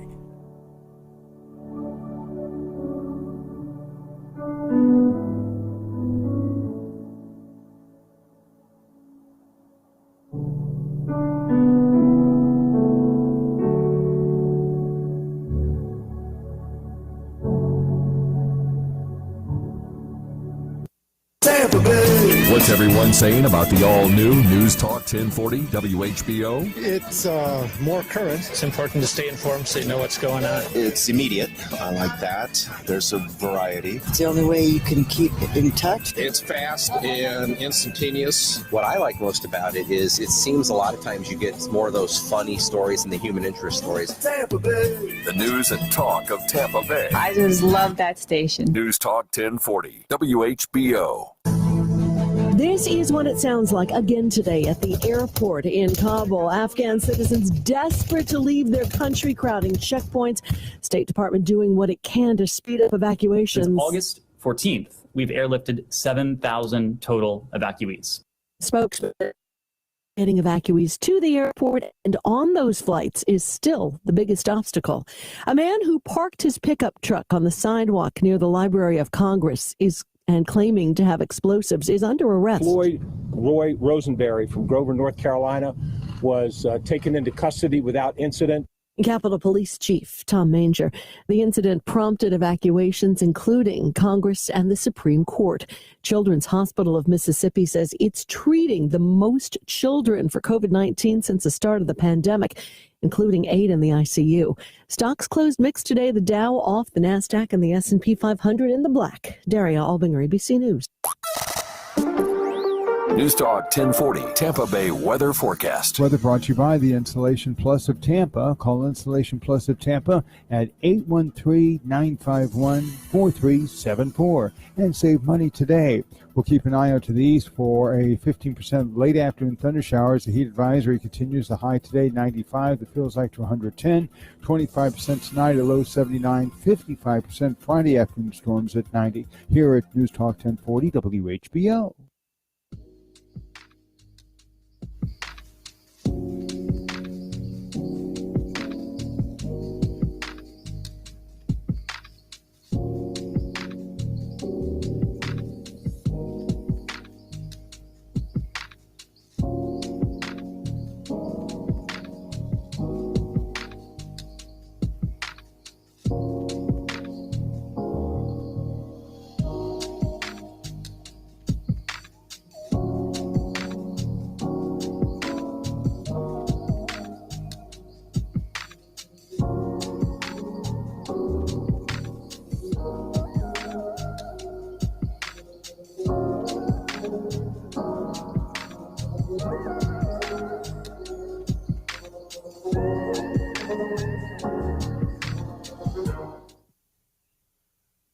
A Neighbor's Choice returns. We are live on radio, and we're back on YouTube. So you can write your comments, as I see some of you doing, back on the live stream. Someone said 29 have died in Norway after getting the PFI, is that Pfizer vax, I guess? Great lineup today. Glad to see you're on YouTube. Another says, I suspect the passport requirements will likely be the trigger to much trouble. Well, that's what governments do. They keep our life interesting by coming up with all kinds of creative ways to give us trouble, because that's what human beings do when you give them unlimited power and total immunity from the terrible little experiments they get to do to us, social experiments. It's a mess. That's what governments do. You give them total monopoly over people's lives, and they'll come up with all kinds of wicked little schemes to lord over people. And that's a great word to describe it. They like to lord over people and make people feel like, they're better than them. They're more powerful than them. They're gods. They have all supreme power. They get all the money. All their friends get rich. And the humans beneath them are just their little stepping stones. That's how government works, and their crony friends in big business work. And that's the thing that we see unfolding every day in our lives. You see what happens in Australia. They can't even have a drink, can't even go outside. I mean, what a stupid, idiotic, insane government that is. Who would put up with that? And we're not far away, so I'm not judging them. It's just insane to even imagine. And so that's what, we can expect until people push back. That's what we're going to continue to expect. We're going to continue to expect more and more intrusion in our lives, and then it won't leave. And it would just be entrenched, and it will become part of the everyday expectations if we don't fight back from all of this nonsense. When you look at the media coverage on these things, you can see that there's a shift taking place. And the shift is acknowledging what many of us have been saying, which is that these products that they want to keep rolling out to us are not necessarily going to actually solve this pandemic. And they're now coming out saying, yeah, well, the first one, you're going to have more and more shots. Never ending.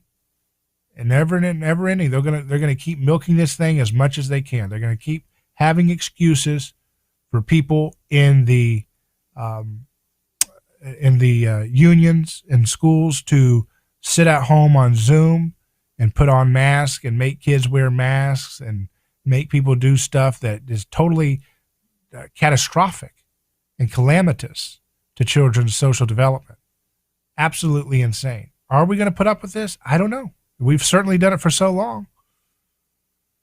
Meanwhile, let's just look at some more stories here. 61% of Americans paid no federal income taxes in 2020, Tax Policy Center says. That's in CNBC. I don't think anybody should pay income tax. I think we should get rid of the income tax. But the way it works, you got a lot of people who are demanding bigger and bigger government, but they don't actually have to, put into the situation.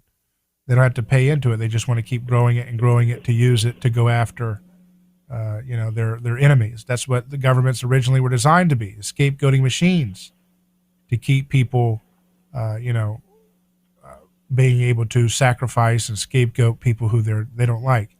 DNYUZ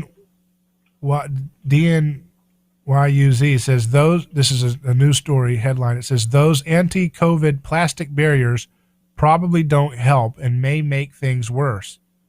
The COVID precautions have turned many parts of our world into a giant salad bar with plastic barriers separating sales clerks from shoppers, dividing customers at nail salons, and shielding students from their classmates. And intuition tells us a plastic shield would be protective against germs, but scientists who study aerosols, airflow, and ventilation say that much of the time the barriers don't help and probably give people a false sense of security. And sometimes the barriers can make things worse. Research suggests that in some instances, a barrier protecting a clerk behind a checkout counter may redirect the germs to another worker or customer.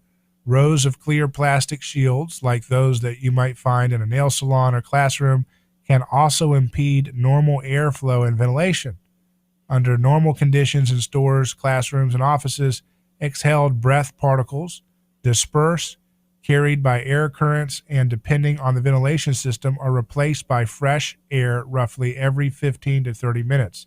But erecting plastic barriers can change airflow in a room, disrupt normal ventilation, and create dead zones where viral aerosol particles can build up and become highly concentrated. The barriers in a classroom is going to interfere with proper ventilation of that room.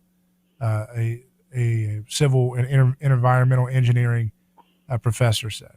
Everybody's aerosols are going to be trapped and stuck there and building up, and they will end up spreading beyond your own desk. So once again, another day, another example of this neurotic approach to health, that you got to put barriers up and kids have to hang out behind plexiglass walls and so forth and so on. It gets demolished. But meanwhile, as a commenter just said, Aussie Girl says, we now have a curfew in Melbourne and we're restricted to 5 kilometers from home and a 9 p.m. curfew. Jeff Deist, how you doing?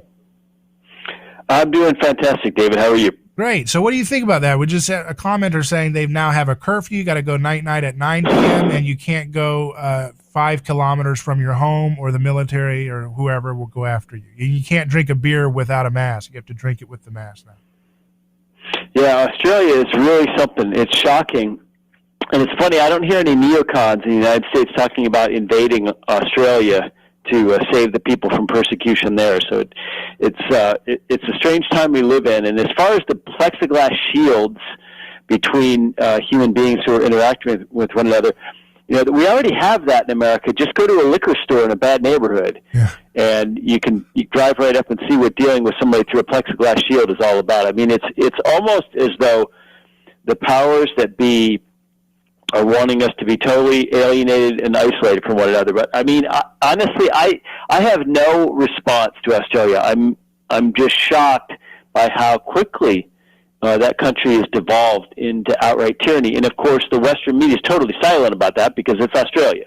Right. Yeah. I mean, it's like this is like a little experimental lab. They're like, hey, let's take this country, seem to have a lot of docility in terms of the overall citizens' pushback there, and let's do some experiments on what we can get away with, and let's see how it works, and then maybe we can scale it around, right? It's just like they're doing with New York City being the first to do these vaccine passports, and LA is going to do it now, and Illinois is going to do something now, and they're all getting on it mimetically.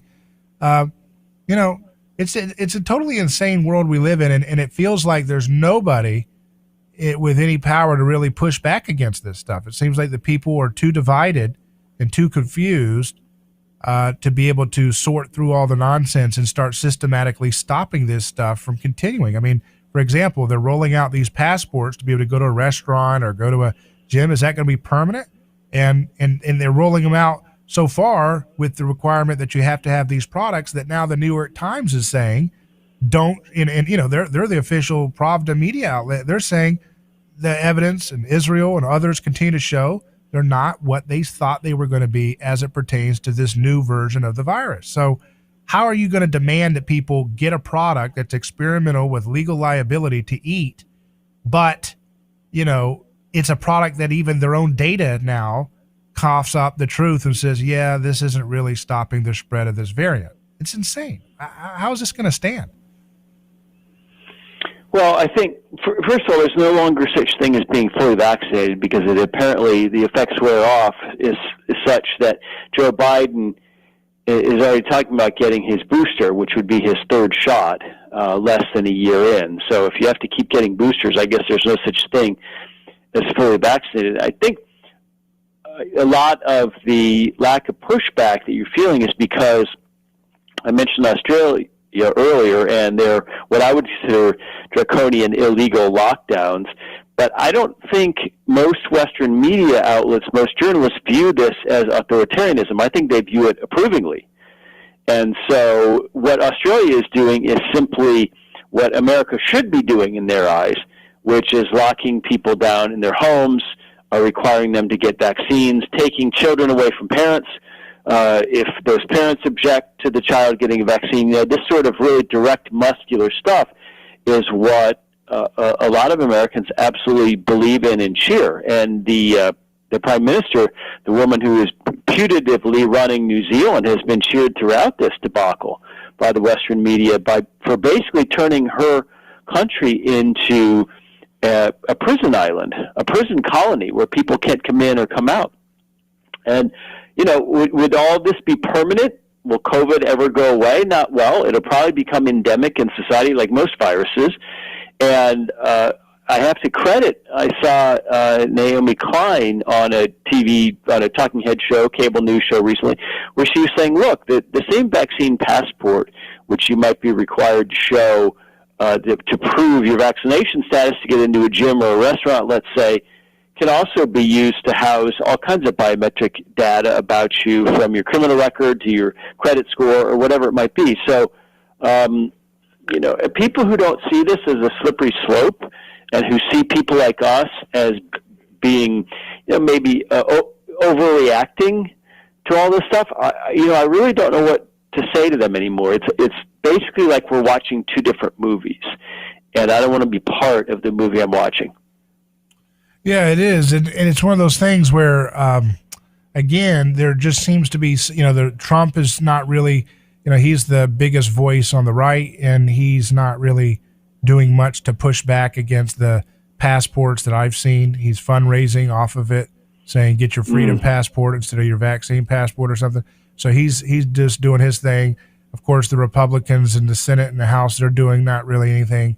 So they're just, it seems like it's a total uniparty thing. We're just going to start making it mandatory for you to show your papers to go on to basic life events. And if you don't want to take an experimental product with legal liability, even, in your 6-month-old baby, you don't get to go to a restaurant. You don't get to go to the gym. You don't get to go to the retail store. And as CNN wants, according to Don Lemon, you shouldn't even be able to get to grocery stores without taking experimental products in your body whenever they say to.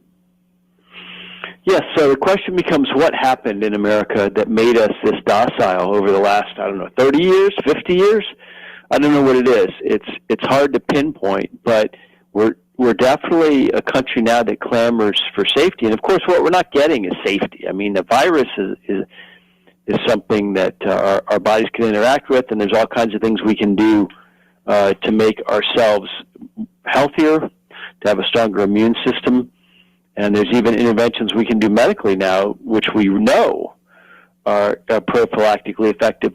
And frankly, on the vaccine side of things, there's some evidence. It's still, the jury's still out on the long-term efficacy of vaccines and on the long-term potential harms of vaccines. So I don't really have an opinion on that, other than nobody should be forced to get one. But it does appear anecdotally that in really high-risk populations, especially amongst the elderly, that this vaccine is reducing hospitalizations and deaths, and maybe it is. So, if you want to go get a vaccine, go get a vaccine. I don't think this ought to be controversial, but to have all this framed so politically now, where we have a whole new source of division in this country, the vaccinated versus the unvaccinated, the science deniers versus the science believers. So it all goes back to Trump and the deplorables.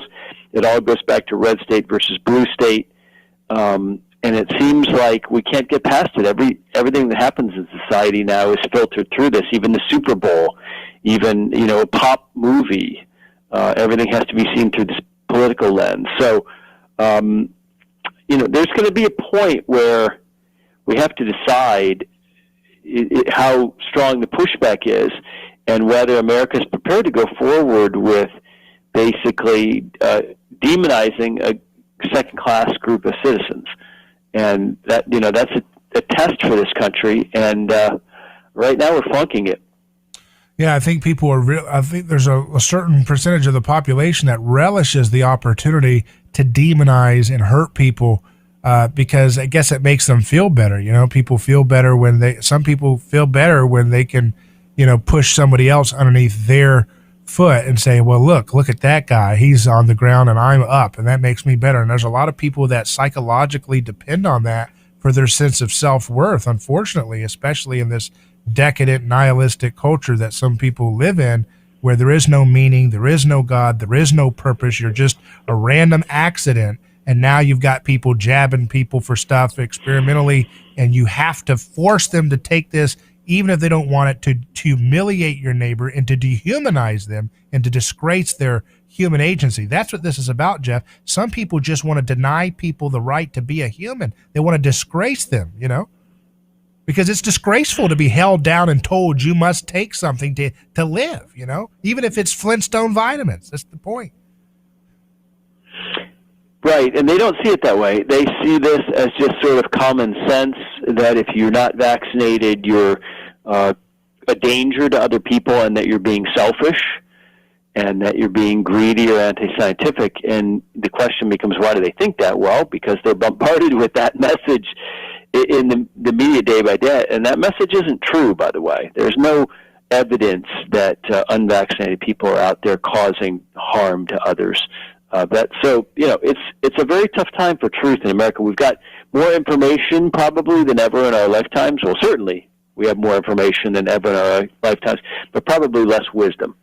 Yeah, that's for sure. Let's take a quick break. We're speaking with Jeff Deist, the president of the Mises Institute. You can check out their website, mises.org, for their commentary on the economy. We'll take a break and return on what the fallout will be with the end of the Afghanistan war happening the way it did. Get Jeff Deist's take on that in just a moment.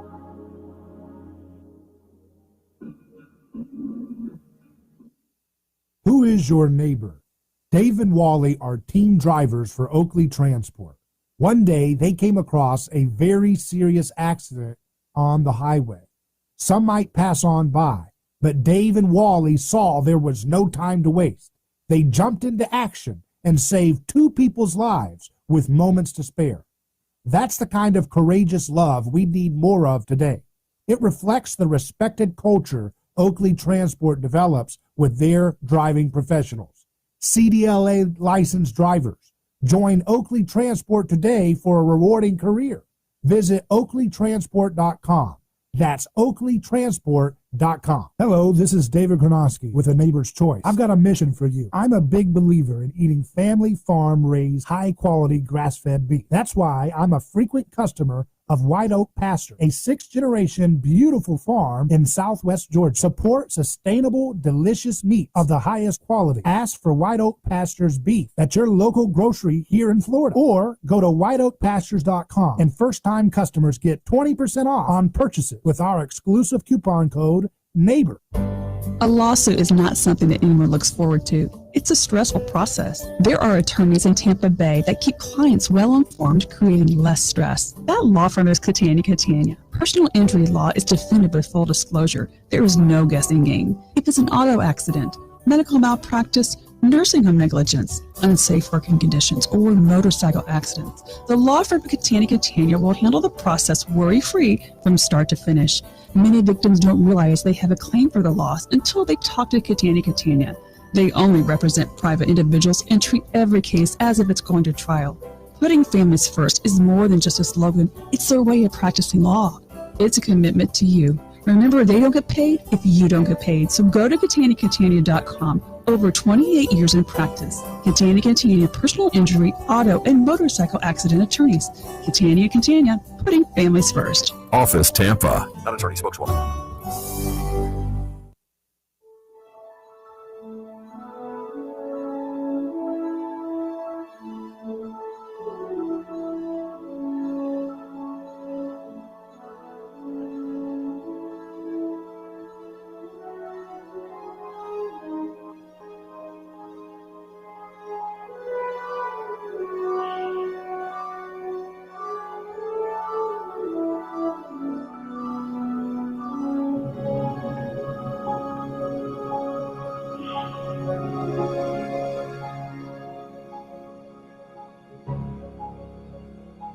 A Neighbor's Choice returns. I'm your host, David Gronowski. We are live on radio, on podcast and video stream, and our website at neighborschoice.com. We're speaking with Jeff Deist of the Mises Institute. Their website's mises.org, where you can learn about the economy, how money works, and how debt works, and what's going on with this current inflationary time we're in. But I've got to ask you, Jeff, your thoughts on the fallout from this Afghanistan blunder of an exit. I mean, we've been talking about, and you worked with Ron Paul, and you were involved with all that when he was saying we've got to get out, and that was a long, long time ago, and we're finally out, but we can't even figure out how to exit appropriately. We make a mess out of that, in my opinion, and I think a lot of people felt like this was reminiscent of when the Soviet Union left Afghanistan, and then a couple years later it was gone because it had debased its currency. What's your thoughts on this? Well, it's also reminiscent of the Vietnam era, when America suffered another humiliating exit from a country we had attempted to, at least in part, occupy. I think there's a lot of parallels here to COVID. I don't draw this huge distinction between foreign and domestic policy. I think they're both deeply interrelated. I think they both showed, our concept of a government that's bitten off more than it can chew. That, not only does it think it can remake a virus by bossing us all around here at home, it thinks it can remake, basically, let me be a little impolite here and say basically a medieval Muslim country into something that is A-OK with Western social democrats with respect to voting and women's rights and LGBT and democratic mechanisms and separation of church and state and all these sort of Western concepts. Well,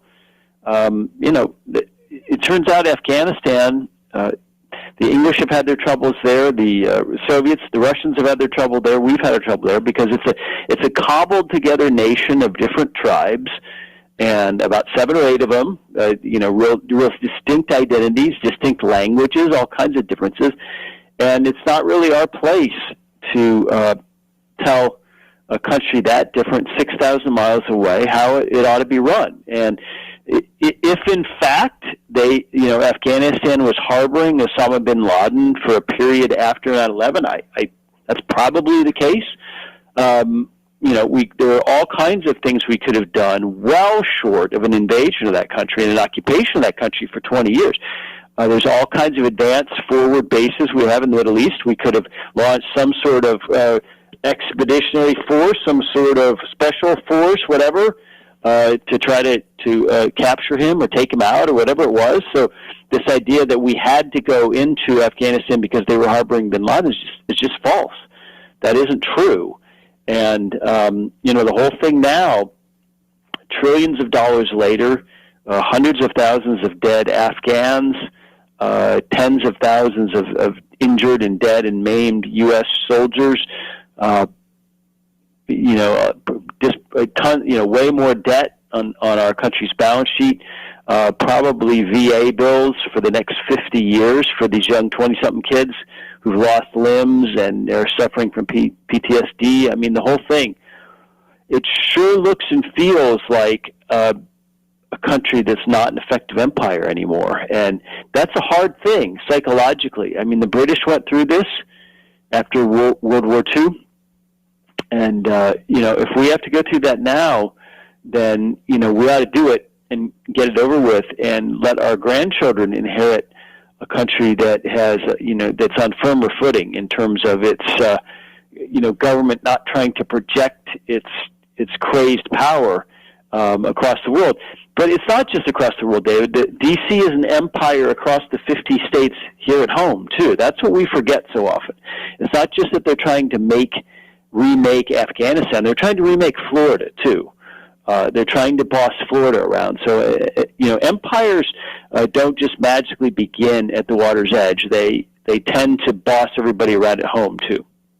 Yeah, that's what they failed to do nation building in Afghanistan, and apparently they're failing to do their little nation building social justice experiment products onto their own citizens. They don't see DC and whoever the cities involved with what they want. They don't seem to like how anybody in the world is, do they? They really want to remake everything, don't they? They don't like anything. They want to leave people alone, do they? Well, you might call it hubris. And you might say that is at the core of the progressive worldview, this idea that we have to have basically a constant revolution in how human beings organize society, and that it always needs to evolve inexorably and hopefully radically fast towards some more perfect system of governance or social relations. And frankly, what they really mean in their hearts is towards some sort of more perfect man, and that I think is a sickness. That's a great word for it, sickness. I mean, that reminds me of what New Zealand did, where they shut down the whole country because of one case. That's a sickness, and there's some kind of obsession. There's a kind of mental disorder that's happening in these countries right now, in these governments. I see. I think you've mentioned that too. Yeah, and we came out of World War II as the world's unchecked superpower, and it's a little less. It's about 80 years since then, 75 years since then, and the question is: have we exercised that power responsibly, or have we exploited other countries, done them harm, attempted to serve ourselves, attempted to prop up the U.S. dollar, attempted to obtain oil and all that? And I think the report card's pretty bad on that. Well, Jeff, it's great having you on through all these wild times to get some independent analysis and some wisdom. I appreciate your time, sir. Thank you, David. And check out Mises Institute, which Jeff Deist is the president of, where you can learn about the economy and other insights related to how our money works and what's going on with inflation. Mises.org is their website. I'm David Gronowski. It's been a pleasure speaking with you. Godspeed.